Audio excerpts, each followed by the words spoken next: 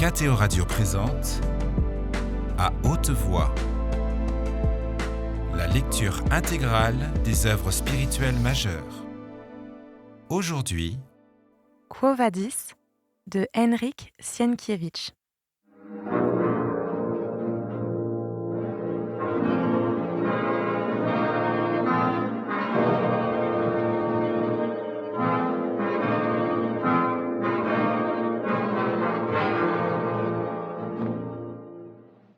Au bout d'un moment, le grec, ayant remarqué que le jeune patricien s'était quelque peu calmé, reprit. « J'ai été à 2 doigts de la mort, mais je l'ai regardé avec le même calme que Socrate. Non, Seigneur, je n'ai pas dit que je renonçais à chercher la jeune fille. J'ai seulement voulu te dire que sa recherche m'expose maintenant à un grand danger. Tu as douté en son temps de l'existence d'un certain Eurysus, et bien que tu aies pu voir de tes propres yeux que le fils de mon père t'avait dit la vérité, tu me soupçonnes maintenant d'avoir inventé Glaucus. Hélas, non. Pour qu'il ne soit qu'une invention, pour que je puisse me mouvoir en toute sécurité parmi les chrétiens comme je le faisais jadis, je donnerais volontiers cette pauvre vieille esclave que j'ai achetée il y a 3 jours pour qu'elle ait soin de mon âge et de mon infirmité. Mais Glaucus est en vie, Seigneur. Et s'il me voit un beau jour, toi, tu ne me verras plus jamais. Et en ce cas, qui donc te retrouvera la jeune fille ? » Il se tut de nouveau et se mit à essuyer ses larmes. Puis il continua. « Tant que Glaucus vit, comment dois-je la rechercher ? Quand je peux à tout instant tomber sur lui ? Et si je tombe sur lui, je suis perdue. Et toutes mes recherches auront été vaines. Où veux-tu en venir ? Quelle est la solution ? Que veux-tu entreprendre ? demanda Vinicius. Aristote nous apprend qu'il faut sacrifier les choses moindres aux plus grandes. Et le roi Priam disait souvent que la vieillesse est un lourd fardeau. Or, le fardeau de la vieillesse et des malheurs écrase Glaucus depuis longtemps, et si lourdement que la mort serait pour lui un bienfait. Qu'est-ce donc que la mort, selon Sénèque, sinon une délivrance ? Fais le pitre avec Pétrone, mais pas avec moi, et parle. Que veux-tu ?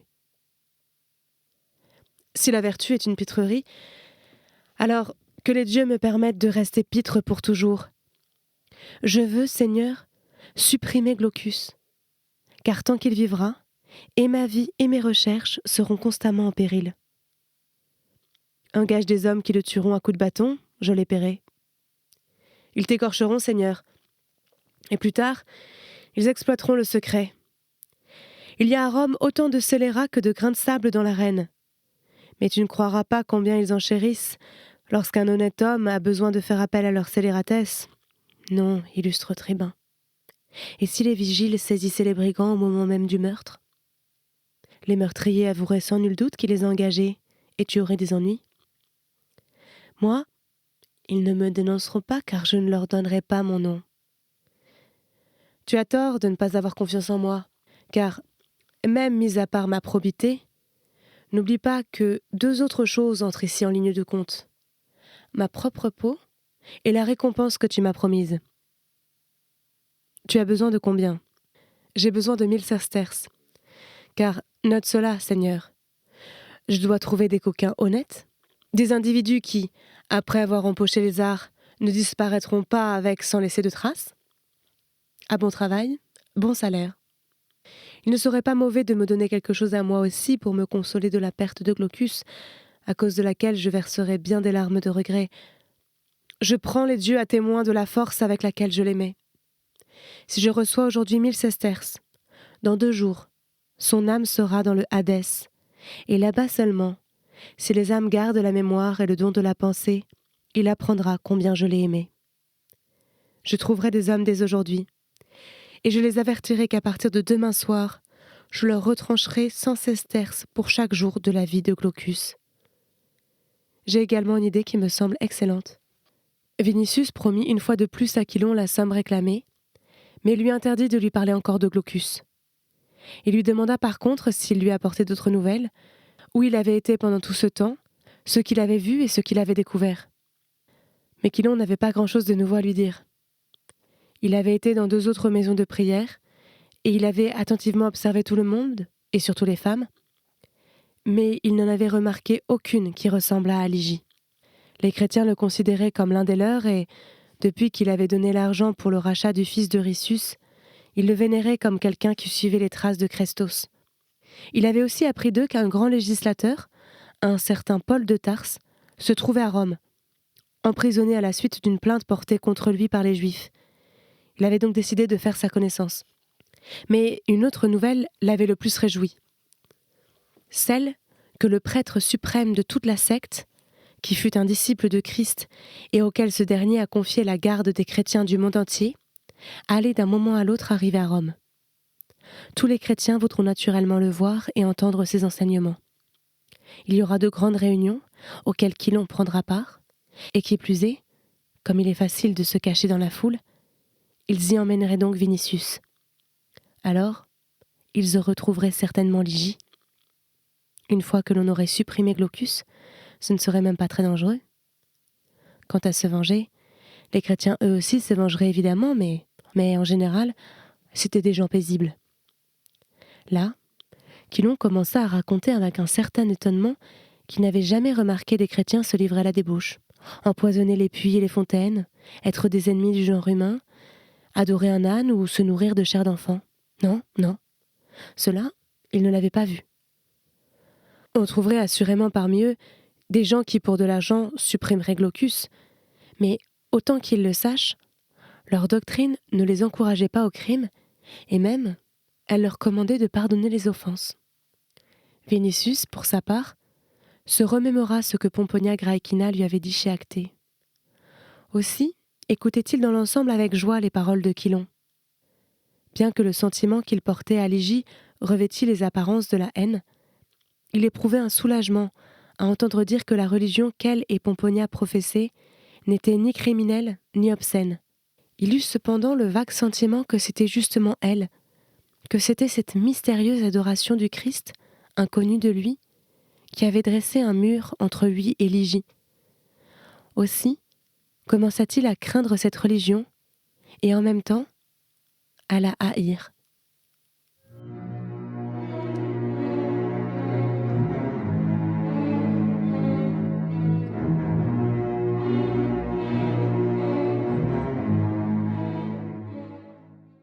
Chilon, pour sa part, voulait réellement supprimer Glaucus qui, bien que d'un âge avancé, n'était nullement un vieillard sénile. Dans ce que Chilon avait raconté à Vinicius, il se trouvait une bonne part de vérité. Il avait, en son temps, connu Glaucus, l'avait trahi, l'avait vendu à des brigands, l'avait séparé de sa famille, spolié de ses biens et livré à des assassins. Il portait allègrement en lui le souvenir de ses méfaits, étant donné qu'il avait abandonné sa victime à l'article de la mort, non pas dans une auberge, mais dans un champ, près de Minturnae. Or, il n'avait pas prévu une seule chose, que Glaucus se remettrait de ses blessures et viendrait à Rome. Aussi, lorsqu'il l'aperçut dans une maison de prière, s'effraya-t-il réellement, et voulut-il tout d'abord renoncer vraiment à rechercher Ligie. Mais d'un autre côté, Vinicius le terrifiait encore plus. Il comprit qu'il devait choisir entre sa crainte de Glaucus et la poursuite avec vengeance du jeune patricien, auquel viendrait infailliblement en aide un autre, encore plus grand, Pétrone. Cela étant, Chilon cessa d'hésiter. Il se dit qu'il était préférable d'avoir de petits ennemis que des grands, et poltron de nature, bien qu'il rechignât quelque peu devant les moyens sanguinaires, il considéra qu'il était nécessaire de faire assassiner Glaucus par des étrangers.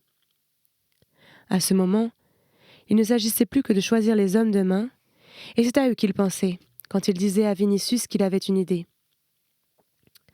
Passant le plus souvent les nuits dans les tavernes, et dormant parmi des gens sans toit, sans foi ni loi, il pouvait aisément trouver des individus qui se chargeraient de chaque tâche, mais plus facilement encore, quelques-uns qui, flairant son argent, commenceraient la besogne par lui, ou qui, ayant empoché les arts, lui soutireraient toute la somme en le menaçant de les livrer aux vigiles.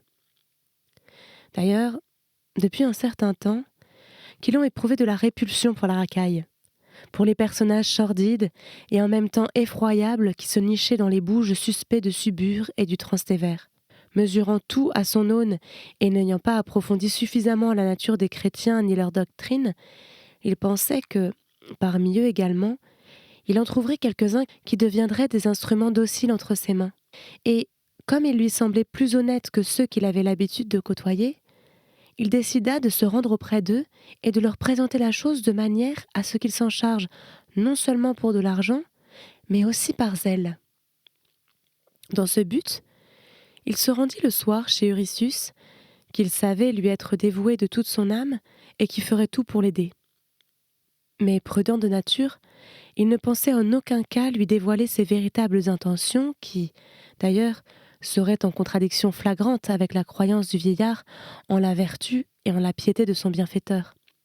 Il voulait avoir des gens prêts à tout et avec lesquels il s'entendrait sur l'affaire de façon que, par égard pour eux-mêmes, ils en gardent à jamais le secret.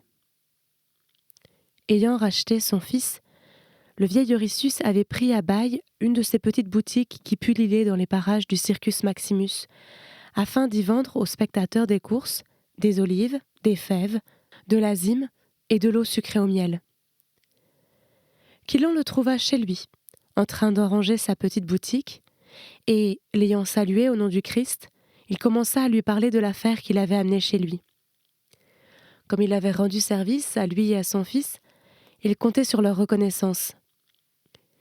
Il avait besoin de 2 ou 3 hommes forts et courageux pour écarter le danger qui menaçait non seulement lui-même, mais aussi tous les chrétiens.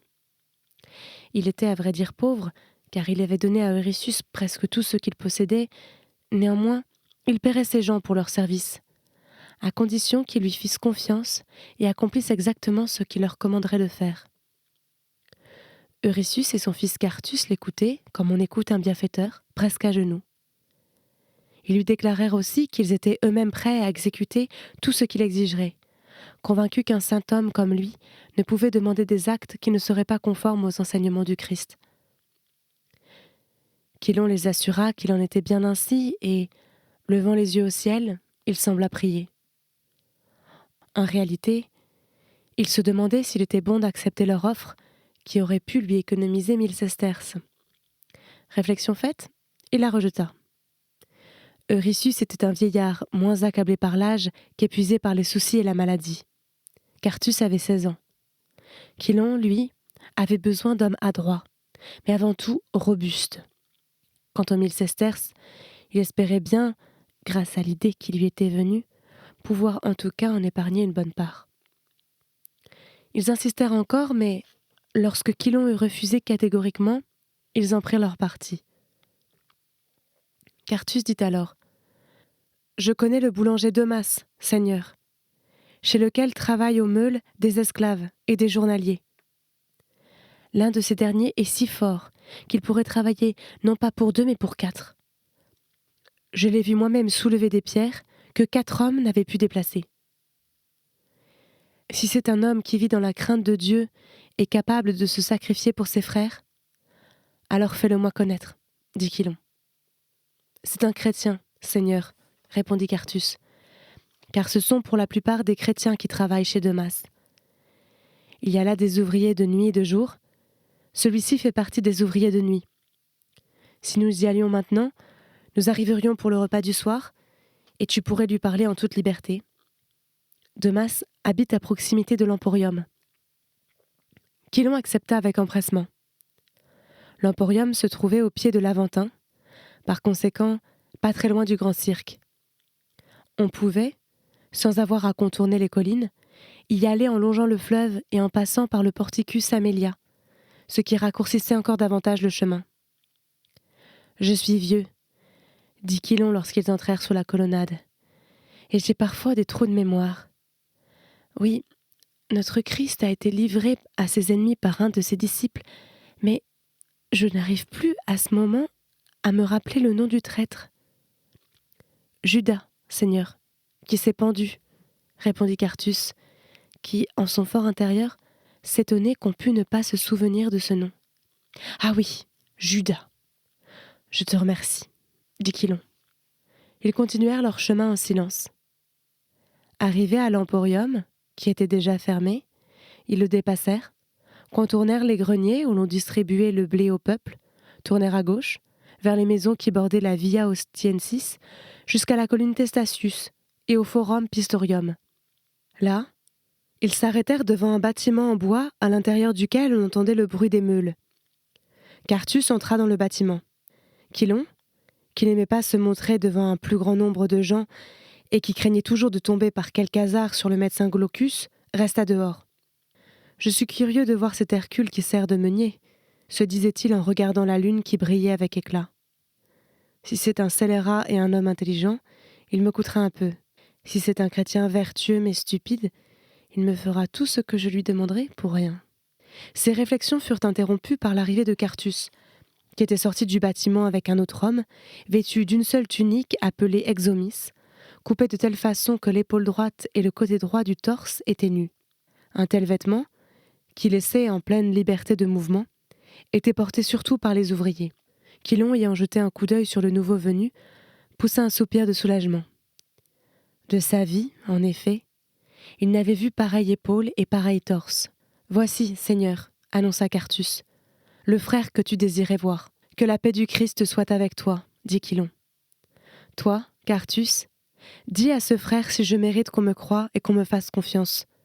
Puis rentre chez toi au nom de Dieu, car il ne faut pas laisser seul ton vieux père. C'est un saint homme, déclara Quartus, qui a donné tout son bien pour moi, qu'il ne connaissait pas, pour me racheter de l'esclavage. Que notre Seigneur, notre Sauveur, lui prépare sa récompense dans le ciel. » À ces mots, l'énorme ouvrier s'inclina et baisa la main de Chilon. « Quel est ton prénom, frère ?» demanda Chilon. « Au saint baptême, on m'a donné, père, le prénom d'Urbain. »« Urbain, mon frère, as-tu le temps de parler librement avec moi ? Notre travail reprend à minuit. En ce moment, on ne fait que nous préparer notre souper. Nous avons donc assez de temps. Allons au bord du fleuve, et là, tu m'écouteras. » Ils y allèrent, et s'assirent sur un muret de pierre, dans le silence rompu seulement par le bruit lointain des meules et le clapotis de l'eau qui coulait en contrebas. Chilon dévisagea l'ouvrier. Malgré une expression quelque peu menaçante et triste, comme celle que l'on remarquait habituellement sur le visage des barbares de Rome, le sien lui sembla empreint de bonhomie et de sincérité. « C'est bien cela, se dit-il. C'est un homme bon et stupide qui tuera Glaucus gratuitement. » Après quoi il lui demanda : « Urbain, aimes-tu le Christ ? » « Je l'aime de toute mon âme, de tout mon cœur, » répondit l'ouvrier. « Et tes frères ? Et tes sœurs qui t'ont appris la vérité et la foi dans le Christ ? Je les aime aussi, mon père. Alors que la paix soit avec toi. Et avec toi, mon père. » Il se fit de nouveau un silence, troublé seulement par le grondement lointain des meules et le clapotis des eaux du fleuve en contrebas. Tout en contemplant le clair de lune, Chilon se mit à mi-voix et lentement à parler de la mort du Christ. Il parlait comme s'il ne se fût pas adressé à Urbain, mais comme s'il eût ressassé dans son esprit cette mort, ou comme s'il eût divulgué son secret à la ville endormie. Il y avait en cela quelque chose d'émouvant et en même temps de solennel. L'ouvrier pleurait, et lorsque Chilon commença à gémir et à déplorer qu'il n'y eût, au moment de la mort du Sauveur, personne pour le défendre, sinon de la crucifixion, du moins des insultes des soldats et des Juifs, les énormes poings du barbare se resserrèrent de chagrin et de rage contenue. La mort l'émouvait seulement, mais à la pensée de cette populace se moquant de l'agneau cloué à la croix, toute son âme d'homme simple s'insurgeait et une folle envie de vengeance lui venait. Chilon lui demanda alors à brûle-pourpoint : « Urbain, sais-tu qui était Judas ? » « Je sais. Mais il s'est pendu, » s'écria l'ouvrier. Il y avait dans sa voix comme un regret, que le traître se fût fait justice lui-même et ne pût tomber dans ses mains. Chilon continua. « Et si pourtant il ne s'était pas pendu ? Et si quelques chrétiens le rencontraient, ne devrait-il pas venger la passion, le sang et la mort du Sauveur? Qui ne le ferait-il pas, mon Père? La paix soit avec toi, fidèle serviteur de l'agneau. Oui, on peut pardonner les offenses qu'on nous fait, mais qui a le droit de pardonner les offenses faites à Dieu? Tout comme le serpent engendre un serpent, la colère fait naître la colère, et la trahison. Du venin de Judas est né un autre traître. Et tout comme l'autre a livré le Sauveur aux Juifs et aux soldats romains, celui-ci, qui vit parmi nous, veut livrer ses brebis aux loups. Et si personne ne prévient la trahison, si personne n'écrase à temps la tête du serpent, nous serons tous perdus. Et avec nous disparaîtra la gloire de l'agneau. L'ouvrier le regardait avec une inquiétude extrême, comme s'il ne réalisait pas ce qu'il entendait. Le grec, de son côté, se couvrant la tête d'un pan de son manteau, se mit à répéter d'une voix sépulcrale : « Malheur à vous, serviteurs du vrai Dieu. Malheur à vous, chrétiens et chrétiennes. » Et de nouveau le silence plana. Et de nouveau, on n'entendit que le grondement des meules, le chant assourdi des meuniers et le bruissement du fleuve. « Mon père, » demanda enfin l'ouvrier, « quel est ce traître ?» Quilon baissa la tête. « Quel est ce traître ?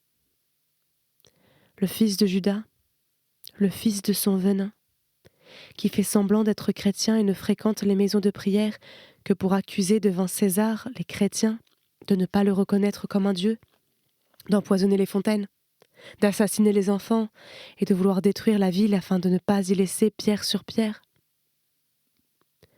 Dans quelques jours, l'ordre sera donné aux prétoriens d'écrouer les vieillards, les femmes et les enfants, et de les conduire à la mort comme on a fait avec les esclaves de Pedanius Secundus.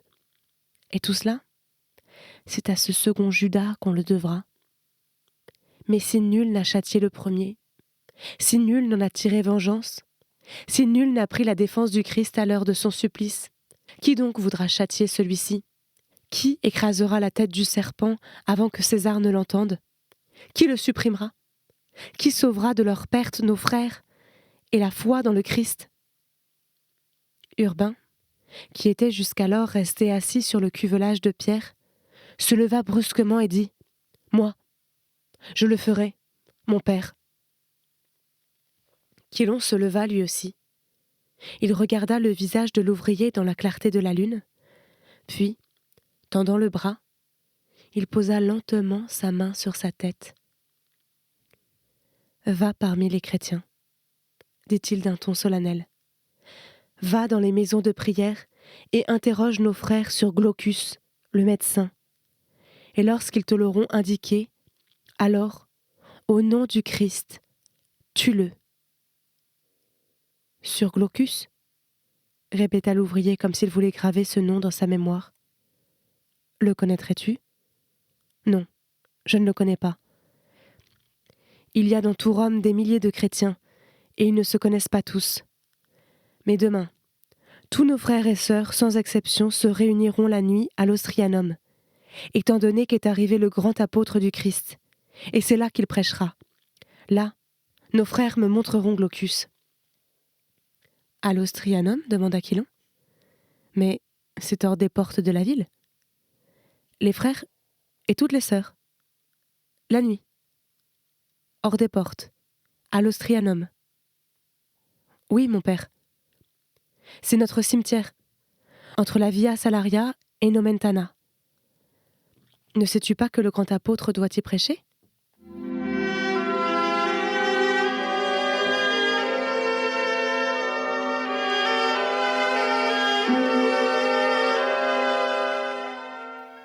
Je n'étais pas chez moi pendant 2 jours.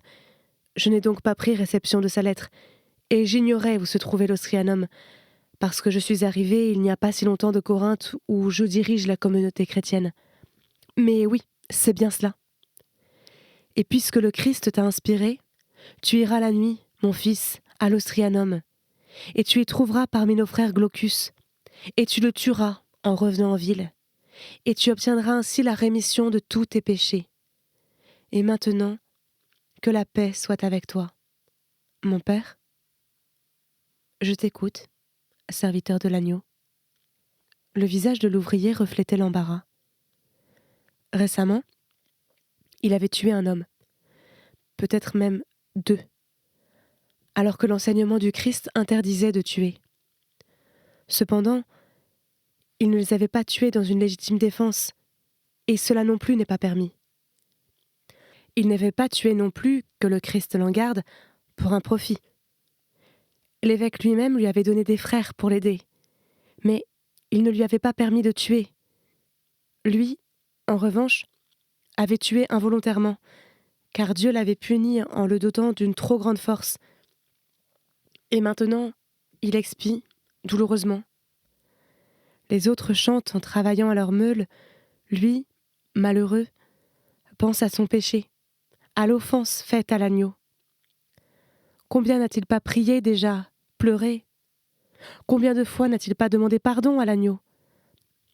Il sent qu'il ne s'est pas jusqu'à présent assez repenti. Et voilà qu'il a de nouveau promis de tuer le traître. Bien, on ne peut pardonner que les offenses qu'on nous fait à nous, donc je le tuerai, fût-ce aux yeux de tous les frères et sœurs qui seront demain à l'Ostrianum, mais que Glaucus soit d'abord condamné par les aînés d'entre les frères, par l'évêque ou par l'apôtre. Tuer, ce n'est pas grand-chose. Tuer un traître est même agréable à faire, comme on tue un loup ou un ours. Mais si jamais Glaucus était innocent, comment prendre sur sa conscience un nouveau meurtre, un nouveau péché et une nouvelle offense faite à l'agneau? Nous n'avons plus le temps d'attendre un jugement, mon fils, rétorqua Chilon. Car le traître se rendra directement de l'Ostrianum à Antium pour voir César, ou bien se réfugiera dans la maison d'un patricien au service duquel il est. Mais je vais te donner un signe, et lorsque tu le montreras après avoir tué Glaucus, et l'évêque et le grand apôtre béniront ton acte. Cela dit, il sortit une pièce, se mit à chercher derrière sa ceinture un couteau, puis l'ayant trouvé, de la pointe de la lame, il grava une croix sur le sesterce et le tendit à l'ouvrier. Voilà la condamnation de Glaucus et le signe pour toi. Lorsque, après avoir supprimé Glaucus, tu le montreras à l'évêque, il te pardonnera également l'autre meurtre que tu as commis sans le vouloir.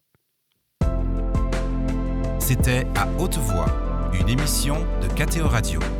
Aujourd'hui, Quo Vadis. Lecture, Marie Rambaud. Captation et réalisation, Gustave Schlicht et Thibaut Dagalier. Une émission disponible en podcast sur ktoradio.com ou sur l'application KTO Radio.